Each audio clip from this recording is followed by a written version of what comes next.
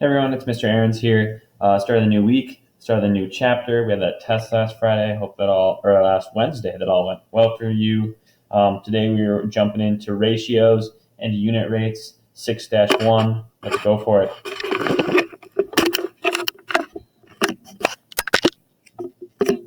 All right. So we're working on ratios and unit rates.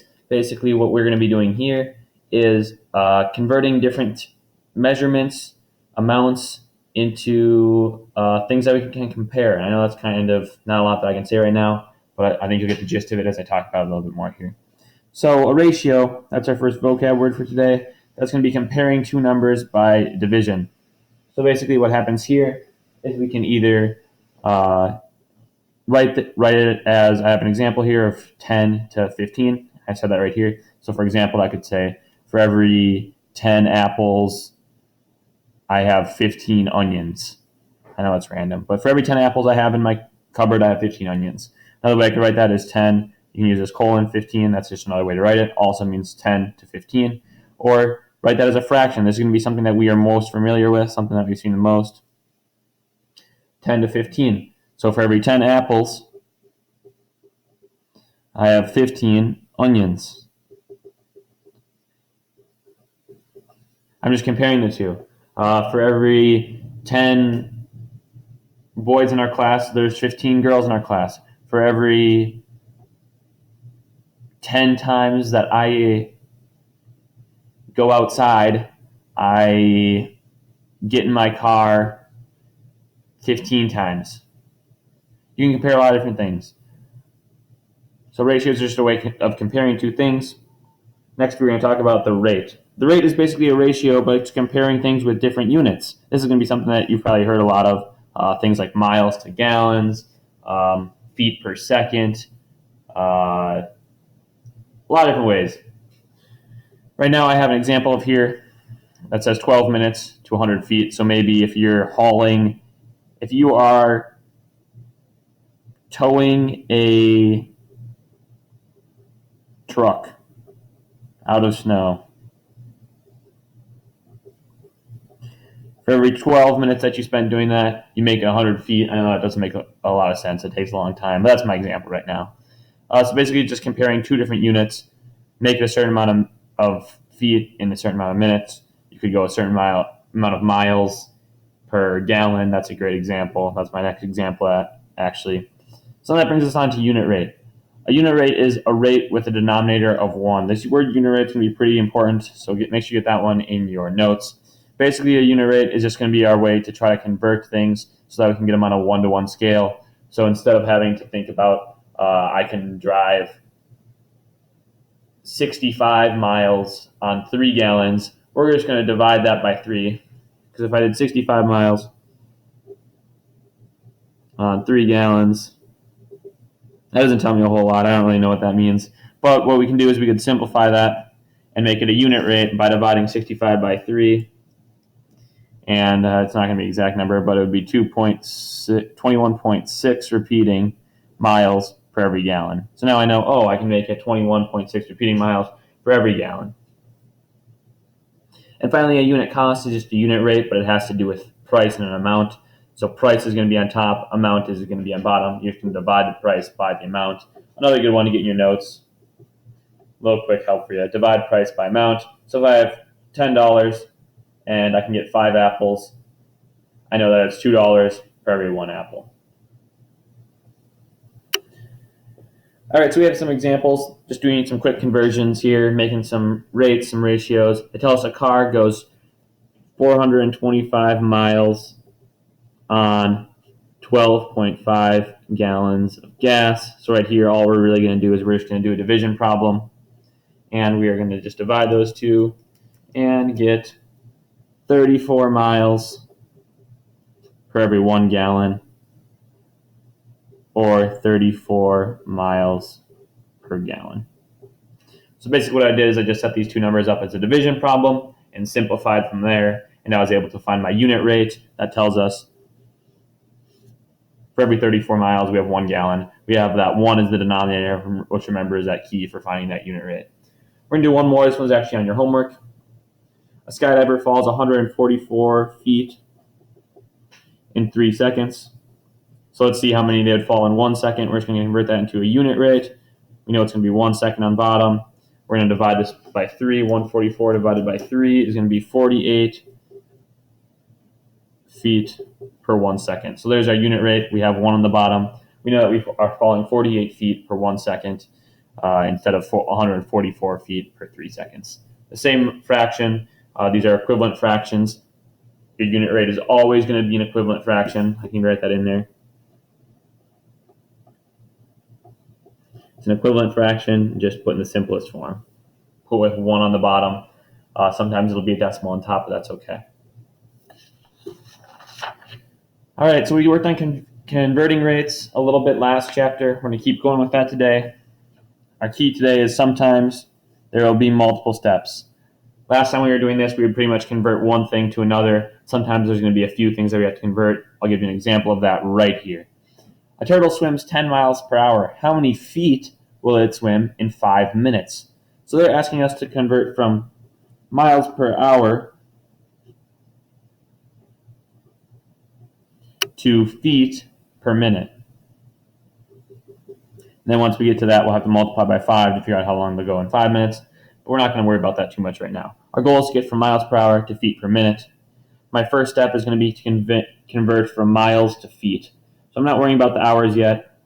I'm just going to convert from miles to feet. And remember, if we have miles on top, our goal is to get our miles on bottom and our feet on top. And I'm going to need that conversion rate.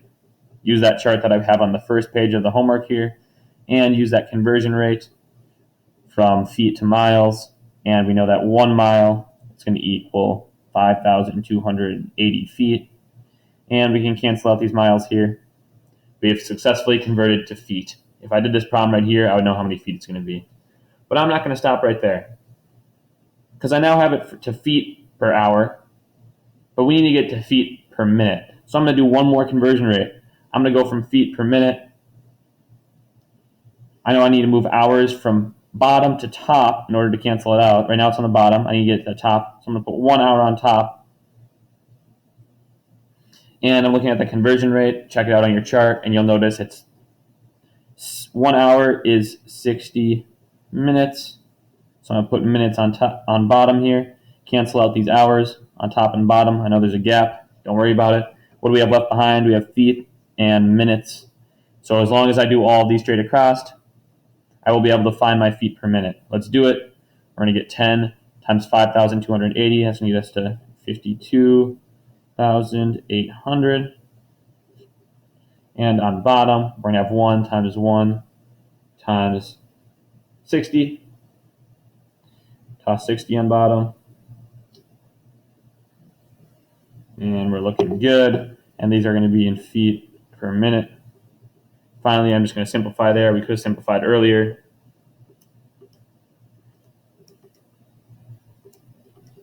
And I'm going to divide both of those by 60 and get to 880 feet per 1 minute. Okay, we know how many feet we're going in a minute. Now all I have to do is multiply this by 5 to get my answer. Because they told us that they're asking about 5 minutes. We know in 1 minute, multiply that by 5. And we get 4,400 feet per minute. I know that was a lot of steps, but basically we did just like what we were working on last week. If you need some refresher on that 5-9, go back and rewatch that. But basically all I did here is took 2 separate steps. I first converted from miles to feet, and then from hours to minutes. We got another example for us right here. They tell us 3.5 quarts per minute. So I know it's going to be 3.5 quarts per 1 minute equals a certain amount of gallons per hour. So I know my goal is to get to gallons over hours. So first I'm going to have to convert from quarts to gallons. Then I'm going to have to convert from minutes to hours. Let's start with the first half here. We're going to go from quarts to gallons. I'm looking at my conversion rate. I know I need to move quarts to the bottom and gallons to the top in order to cross these out. And I can see that 1 gallon is 4 quarts. Those cancel out. We're done with our first half. Next, I have to move from minutes to hours.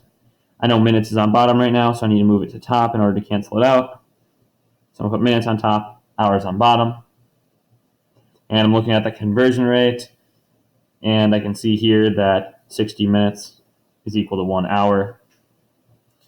Cancel out those minutes. What are we left behind with? We have our hours, we have our gallons. All we have to do is some multiplication. I'm going to do it across the bottom, and I'm going to get 4 on bottom, 4 hours on bottom. Multiply across the top, and I'm going to end up with 3.5 times 60, and I'm going to get to 210 gallons per 4 hours.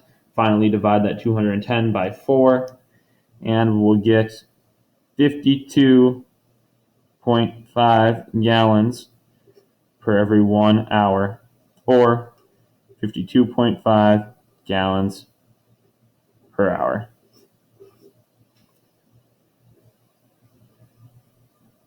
I know it's, again, a lot of steps. Take it one step at a time. First, here we converted from quarts to gallons, and then we converted from minutes to hours, went all the way straight across and solved for those. I've got one more example of this in your homework here. We got homework number 13. This one's going to be even a little bit trickier. We are moving from 80 miles per 1 hour, and our goal is to get to feet per second. Okay, so first I'm going to convert from miles to feet. In order to do that, I'm going to have to put miles on bottom, feet on top. So that way these can cancel out, and I know that 1 mile is 5,280 feet. That's my conversion rate. Okay, so I went from miles to feet. Now I have to go from hours to seconds. Hours to seconds. This one's a little tricky because I know in 1 hour there's 60 minutes, and in 60 minutes there's 60 seconds. So I'm going to do 60 times 60. This is a conversion rate that you could add on to your chart if you want to. 3,600 seconds equals 1 hour. There's my conversion rate from seconds to hours right down here. If you want to add that to your chart, it might be a good one to have. So I have hours on bottom right now. I need to move my hours to the top. I know that 1 hour is the same as 3,600 seconds. Cross these out, and we're left behind with feet and seconds. Perfect, that's what we want it to be. Now we just have to do some multiplication here. On top, we're doing 80 times 5,280, and we're going to get a huge number on top. And on bottom here, we're going to have 1 times 3,600. And on top, we got feet per seconds. Finally, let's do that division problem right here. And I got 117.3 repeating feet for every 1 second. Or 117 and a third feet per second. Again, we first converted from miles to feet, a step you know how to do, and then we went from hours to seconds. Doing that cross simplification so you can get rid of those old units and get the new ones in there. I know that's a lot, so if you're struggling with that, be sure to come into my office hours. I'm having too many people put questions saying, hey, I didn't understand this, but I never saw you in my office hours. So if you have those questions, I'd love to see you in my office hours. Love to help you out there. All right, our last part of this lesson is our person day problems. So basically a person day problems, it's going to tell us how many person days it would take for something to happen. For example, we have if a job takes 2 people 1 day to complete, then it takes 2 person days. It would take 1 person 2 days. 2 people times 1 day equals 2 persons. I have a formula for you right here of person days. And we tell us the amount of people times days equal person days. So if we plug our stuff right in perfectly, we can solve this. Once again, I'm looking at number 1 here. It says a job will take 240 person days to complete. How many, this should say workers, will it take to complete the job in 30 days? Okay, so right here, I'm going to write this as people. We don't know how many workers, so I'm going to write it as people times the amount of days here. We have 30 days equals 240 person days. In order to get people by itself, that's what I'm trying to solve for. How many workers? I'm going to divide away 30 from each side. And I get people equal 8. And that's done. Just like that. I just used that formula, plugged in, and solved from there. So what I just learned is that it would take 8 people 30 days, or 8 times 30, 8 people 30 days to get to 240 person days. Or it would take 1 person 240 days to equal 240 person days. So we're basically thinking, how many days is it going to take for someone to do a job? If maybe I gave you the job that I needed you to clean the entire school,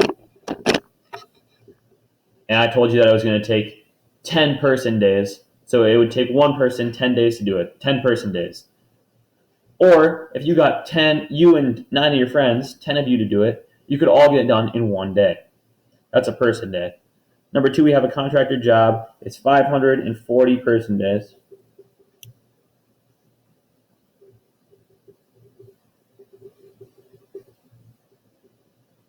How many workers are needed to finish the job in 60 days? Okay, so we have people times 60 days equals 540. What am I going to do? I'm going to get people by itself by dividing 60 from each. And right here, I'm going to get 9 left over, 9 people as my answer after I divide those out. These are going to cancel out. That's going to be 9 people. A secondary formula that we could use for this, if you want to, you can do person days divided by days equal people. That is a secondary formula that also works for all of these. They're the same thing, just reorganized. These mean the same thing.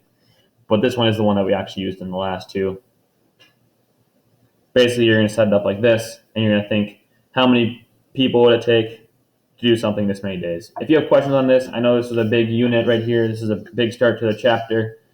Be sure to come to my office hours and ask those questions. We will have a work day on this tomorrow, so come back and rewatch these, or come into the live lessons. That's what I would recommend, coming to that live lesson, and do some work in there with me, and I think it should make a little more sense for you. Otherwise, you all have a great rest of your day, and I'll see you tomorrow.